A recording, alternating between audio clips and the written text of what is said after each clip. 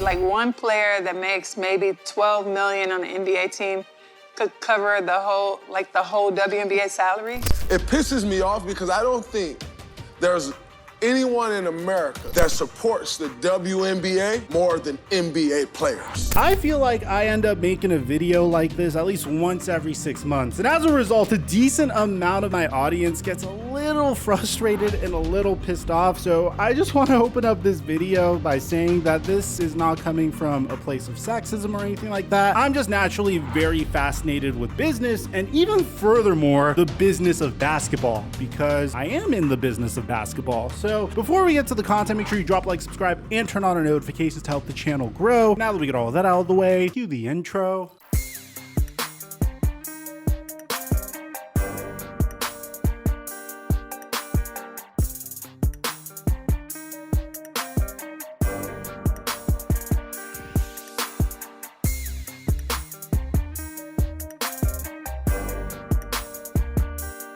Gentlemen, I'm sure we all have this issue. You decide to go out with some friends, but you want to take your wallet with you. Your jean pocket is either way too freaking small, or there's this gigantic bulge in your pocket from your wallet being too fat. And bear in mind, I don't really keep a lot of cash on me. It's just the classic wallet just makes you susceptible to pickpocketing and also makes you a target for gold digging women. And that's the whole reason I partnered with the Ridge wallet. This bad boy can hold up to 12 cards and does a fantastic job holding on to your cash. It's a very sleek and slim minimalistic wallet that has over 50,000 5-star reviews. They have over 30 different colors, including burnt titanium and carbon fiber, and most importantly, they have RFID blocking technology that protects you from digital pickpocketers. The Ridge team is so confident that you're gonna love this wallet that they'll let you test drive it for 45 days, and if you don't like it, you can send it back and get your money back. On top of this, they have a really awesome key case that I highly recommend. This key case keeps all of your keys organized so you don't have to deal with a really annoying jingle in your pocket as you're walking around or you're running, and it makes your life significantly easier. And currently they're hooking up my subscribers fat. Right now, when you click on the link in the description down below or go to ridge.com/flight, you'll get 40% off of a Ridge wallet. That's a steal in my opinion. Really worth at least trying it for 45 days because this bad boy changed my life. That's ridge.com/flight to get 40% off on your purchase until December 22nd. And thank you, Ridge,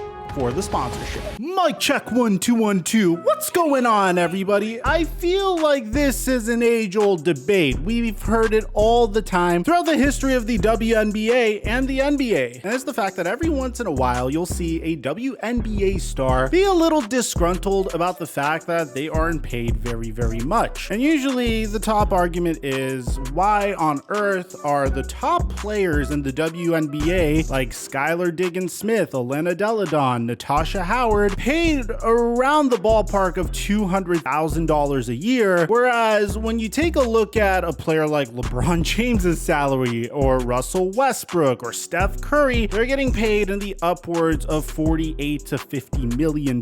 I mean, Russell Westbrook, with all due respect, coming off of the bench this year, not necessarily the player he once was, and he's making significantly more money than one of the top players in the WNBA. I mean, there's not really a comparison here. The veteran minimum in the NBA is something like $1.3 million, and the top paid player in the WNBA is about $230,000. This has been debated over time, the amount of money that women are getting paid in the WNBA, and it's just not fair. And I can understand when you're just looking at it from a very black and white perspective why you would feel that way, because in an ideal world, I would love to see a WNBA where the women are thriving despite playing 36 games the entire year. So part of you might be thinking, Mike, this is completely out of left field. Where's this even coming from? Why are you bringing this up? What does this even have to do with the NBA? Well, a couple days ago, I was just innocently scrolling on Instagram. As I was scrolling on Instagram, obviously one of the pages I follow, because I mainly follow sources, was ESPN. Now, ESPN posted a pretty interesting podcast clip featuring Kelsey Plum, one of the players in the WNBA. The cover photo of this was, we're not asking to get paid what the men get paid. We're asking to get paid the same percentage of revenue shared. So let's listen to what Kelsey Plum has to say. You're not asking to get paid what the men get paid.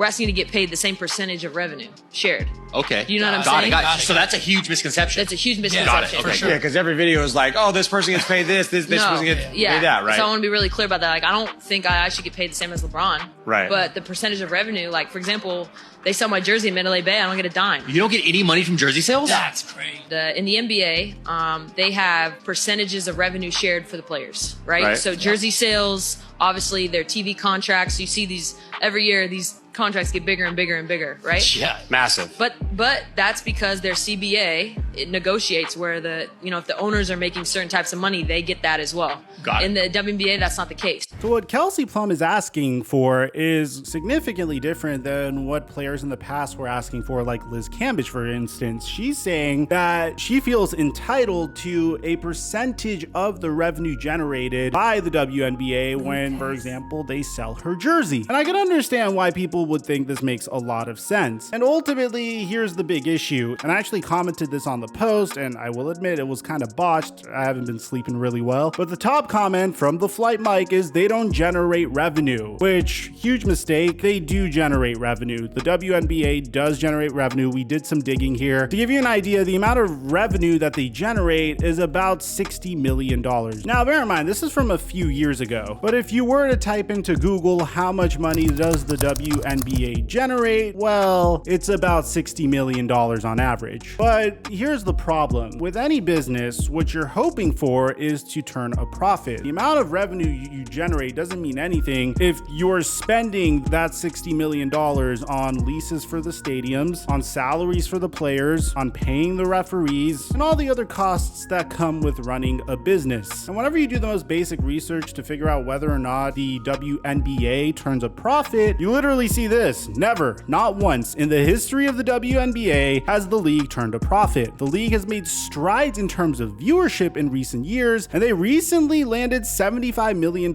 in investment money that values the entire operation, the league and all of its teams, at $1 billion. Essentially, what you should look at this as is a startup league. Yeah, it's been around for quite some time, and yeah, it's taking some time to catch on with fans. In this instance, man, Kelsey Plum asking for a percentage of the revenue generated from her jersey sales to pay herself as opposed to going towards paying the company when the NBA is already subsidizing the WNBA, by the way. Like, the NBA is losing money on the WNBA. They're consistently losing money on the WNBA, but they still take the loss because they believe in the long-term future of the WNBA. They also want to give women an opportunity to play basketball. And to be honest, as a result of this, I actually think what Kelsey Plum's asking for is a little selfish. Every single penny needs to go back into the business to make sure that the WNBA can stay afloat for the future. Asking for a percentage of the jersey sales when this league honestly should not be existing given how they've been going negative for so long. I mean, if you compare it to other failed leagues in the past, like my favorite example, compare the WNBA to NFL Europe. Europe was founded in 1989. Their inaugural season was 1991. They kept going for about 16 seasons, and this was the NFL's way to try to get into the European market. Ultimately, when their new commissioner came in, Roger Goodell, he said this is a stupid idea. We're going to pull the plug on this completely. And they went about their European expansion in a different way. Now they take their best players and they play a few games in Mexico City and in Germany, and usually it turns out really well. And as a result of fans watching good players as opposed to watching mediocre players, it seems like there's more interest in Europe in the NFL. But that was 16 years, man, and then the NFL pulled the plug on that project. The WNBA is technically one commissioner away who doesn't believe in this product to completely pull the plug on this project. And this isn't me coming from a place of hating women's sports, bro, because I want the WNBA to succeed. So let's go through some of the comments. Everyone going on about, but the WNBA doesn't make a profit, are missing the point. That's part of the sexism. The men's leagues get way more funding, advertising, sponsorships, and support. They get put on the prime channels, etc. And the men's league has existed for decades longer and built up a much larger established fan base. How on earth is the WNBA supposed to compete with that? There's so much wrong about this.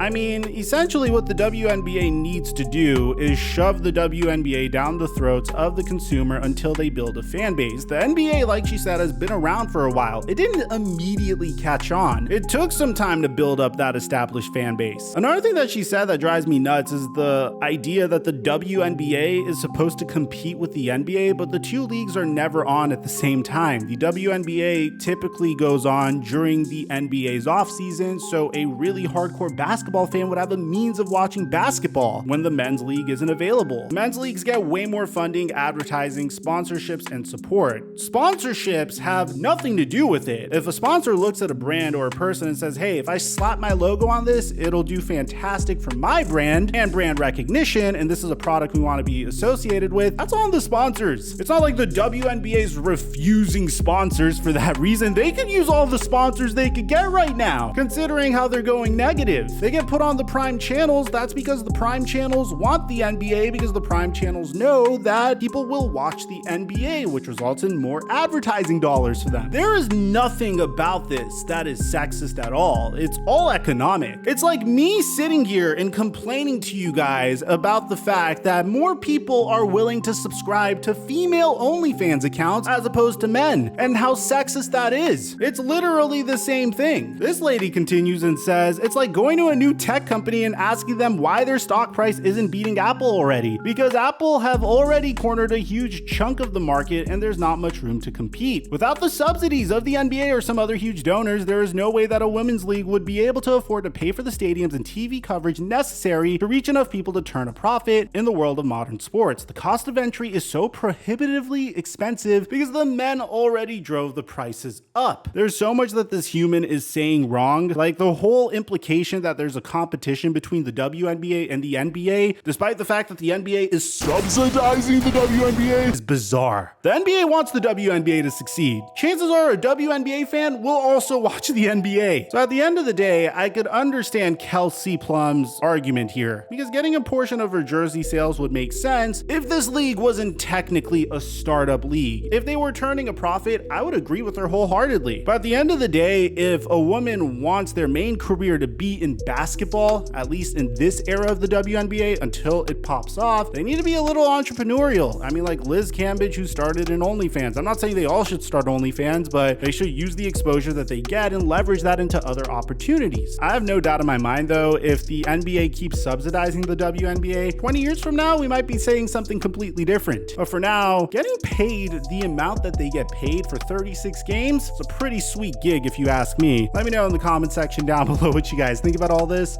Aside from that, I'm your boy Mike, and I'm dropping our mic until our next upload.